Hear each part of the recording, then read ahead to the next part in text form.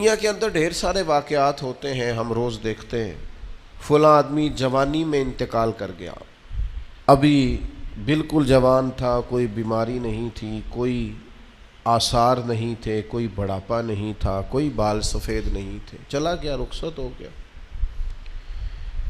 اب اس طرح کی جتنی بھی چیزیں ہوتی ہیں اس سے دو قسم کا لوگ نتیجہ اخذ کرتے ہیں۔ ایک لوگ اس سے عبرت لیتے ہیں۔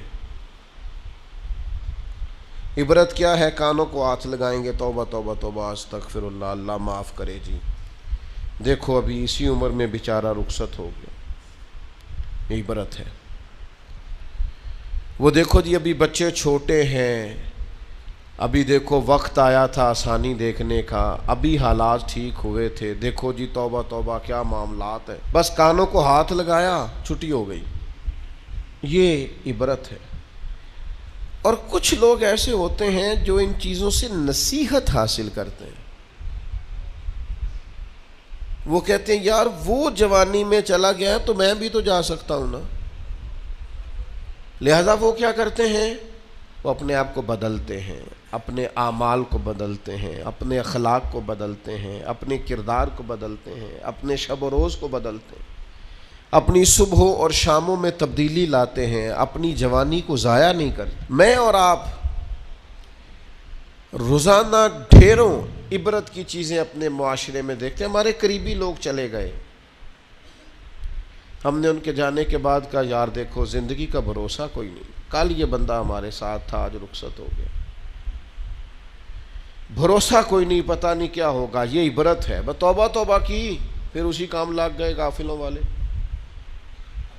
لیکن اگر وَمَوْعِظَةً لِّلْمُتَّقِينَ پر عمل ہوتا تو پھر ہم کیا کرتے؟ پھر ہم کہتے یار اگر وہ چلا گیا ہے تو بیٹھے میں نے بھی نہیں رہنا، جانا مجھے بھی پڑے گا، لہذا تیاری کرو۔ عبرت اور نصیحت اس میں فرق ہوتا ہے۔ ہم چیزوں کو بطور عبرت دیکھ تو لیتے ہیں پر ان سے نصیحت حاصل نہیں کرتے۔ ہمیں نصیحت حاصل کرنی۔ قرآن مجید فرقان حمید کے اندر بہت ساری قوموں کے احوال اللہ نے بیان فرمائے۔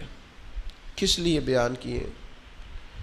قرآن کوئی معاذ اللہ ہمیں کوئی واقعہ سنا کے ایسے ہی گزرنا تو نہیں چاہتا، لیکن اتنی قوموں کے حالات ہیں، جگہ جگہ ذکر ہے جناب نوح کا ان کی قوم کا، جناب داؤد کا ان کی قوم کا، جناب لوط علیہ السلام کا ان کی قوم کا، جناب شعیب علیہ السلام کا ان کی قوم کا، جگہ جگہ پہ ذکر ہے، تذکرہ ہے، انبیاء نے انہیں سمجھایا ہے، وہ باز نہیں آئے، اس کی انہیں سزا ملی ہے۔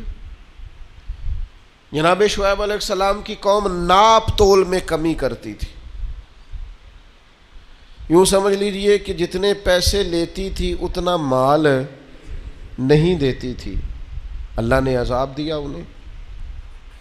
ہم نے قرآن مجید کے اندر اس واقعہ کو پڑھا، اس حالت کو دیکھا، اب جب ہم نے وہ عذاب والی چیزیں پڑھی نا، ان پر عذاب آیا، وہ چیخ کی آواز آئی زوردار،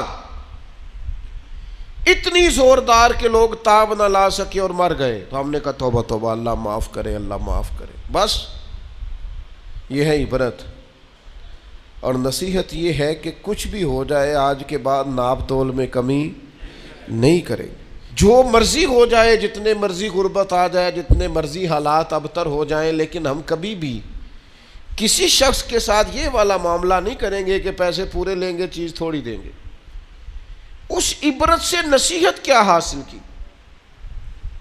جہاں میں ہے عبرت کے ہر سو نمونے، مگر تجھ کو اندھا کیا رنگ و بو نے، کبھی غور سے یہ بھی دیکھا ہے تو نے، جو آباد تھے وہ مکان اب ہے سونے، جگہ جی لگانے کی دنیا نہیں ہے، یہ عبرت کی جا ہے، کوئی تماشا نہیں ہے۔